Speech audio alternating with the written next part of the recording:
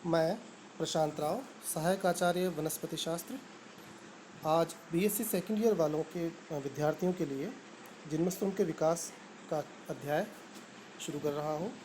आज हम अध्याय 2 के बारे में चर्चा करेंगे। जिम्नोस्पर्म शब्द का सर्वप्रथम प्रयोग वनस्पति वैज्ञानिक जनक थियोफ्रेस्टस ने अपनी प्रसिद्ध पुस्तक इंक्वायरी इनटू प्लांट्स के उन सभी पौधों के लिए किया जिनके बीज अनावृत थे। अनावृत या आरक्षित बीजों का तात्पर्य है फल भित्ति से आवृत नहीं होना। जिम्नोस्पर्म के बीजांड ना तो किसी अंडप में और ना ही किसी अंडाशय जैसी संरचना में विकसित होते हैं, अतः इन्हें नग्न बीजांड भी कहा जाता है। अगर हम बात करें अनावृत बीजी के पादपों के सामान्य लक्षणों के संदर्भ में, तो प्रकृति और स्वभाव या भौगोलिक वितरण के बारे में चर्चा करें। वैसे तो एक समय था जब जिम्नोस्पर्म पूरी पृथ्वी पर पाए जाते थे और एंजियोस्पर्म से भी पहले जिम्नोस्पर्म का विकास हुआ है। ये किसी भी प्रकार के वातावरण में उग जाते थे, किंतु आज इनकी संख्या बहुत कम रह गई है। अधिकांश जिम्नोस्पर्म शीतोष्ण कटिबंधीय प्रदेशों तक सीमित रह गए हैं। हमारे देश में हिमालय और जो ऊंचे पहाड़ी क्षेत्र हैं वहाँ जिम्नोस्पर्म का आज भी देखा जाता है। वैसे ये सदाहरित होते हैं, काष्ठीय होते हैं, बहुवर्षीय होते हैं और काफ़ी ऊंचाई के वृक्ष होते हैं। लेकिन कुछ पौधों की लंबाई बहुत छोटी भी होती है, जैसे सिकोया परवेंस है, उसकी लंबाई तो काफ़ी अधिक होती है। लेकिन जेमिया पिग्मिया है, उसकी लंबाई 5 सेंटीमीटर तक होती है। तने के बारे में बात करें, बेलनाकार, शाखित, अशाखित साइकस में होता है और सबसे बड़ी बात शल्क युक्त होता है। सामान्यतः जिम्नोस्पर्म में 2 प्रकार की शाखाएं पाई जाती हैं, दीर्घ असीमित वृद्धि वाली शाखाएं और बौनी सीमित वृद्धि वाली शाखाएं।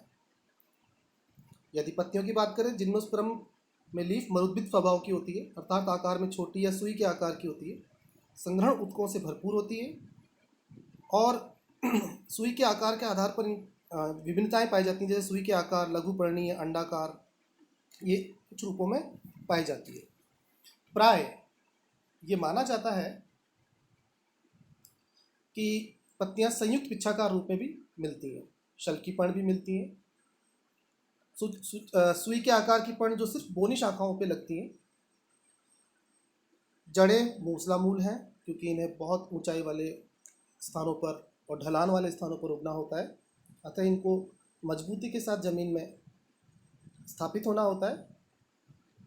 इनमें सहजीवी के रूप में कवक पाया जाता है। ये एक बहुत इंपॉर्टेंट बात है कि जनरली इनकी जड़ों में, इनके तनों में सहजीवी के रूप में कवक पाए जाते हैं।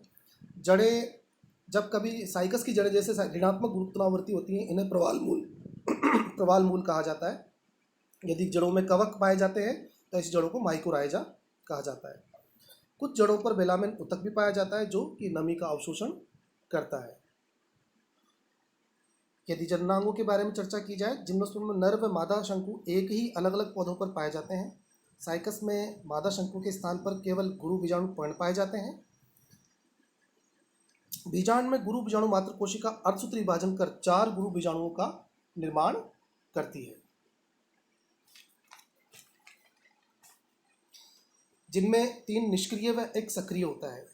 यह गुरु बीजाणु स्थित धानी में सुरक्षित रहता है। इस प्रकार नर शंकु में लघु बीजाणु पर्ण के अंदर लघु बीजाणु धानी पाई जाती है, जिनमें अर्धसूत्री विभाजन से लघु बीजाणु का निर्माण होता है।